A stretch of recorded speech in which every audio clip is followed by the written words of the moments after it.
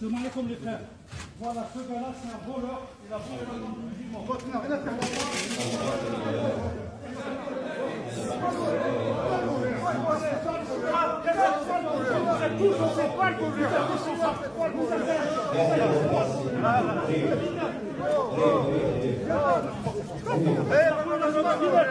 Vous êtes tous des escrocs.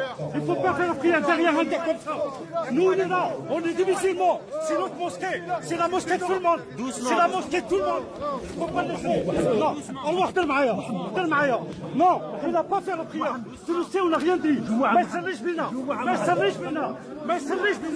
Il n'a pas fait la prière avec nous. Il n'a pas fait la prière.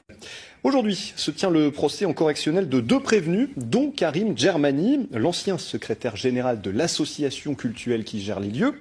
C'est vous, Camille, qui allez suivre l'audience cet après-midi. Bonjour, que lui reproche-t-on ? Eh bien, plusieurs faits lui sont reprochés. Abus de confiance, faux et usage de faux, escroquerie, destruction de documents. Il est soupçonné, entre autres, d'avoir à Clermont-Ferrand, de 2010 à 2014, détourné la somme totale de 66 000 € à destination de ses comptes bancaires personnels et ceux de son épouse, et ce, au préjudice de la Grande Mosquée de Clermont. Et ce n'est pas tout. Pendant ces 4 ans, il aurait établi un loyer entre l'association culturelle de la Grande Mosquée, dont il était le secrétaire général, et une SCI dont il était le gérant, sans en parler aux autres membres. Cela représente quand même 2 990 € par mois. Dans le cadre d'une expertise judiciaire, c'était dans 2013, il a également remis au tribunal de Clermont-Ferrand des carnets de collecte de dons.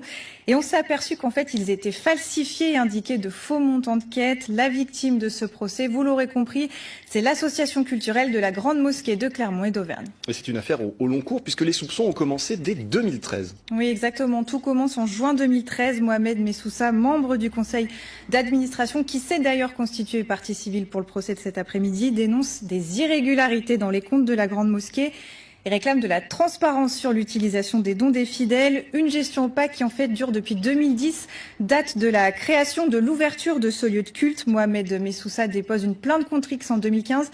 Nous l'avions rencontré à ce moment-là. Il dénonce justement le fait que l'association doive payer un loyer. Écoutez.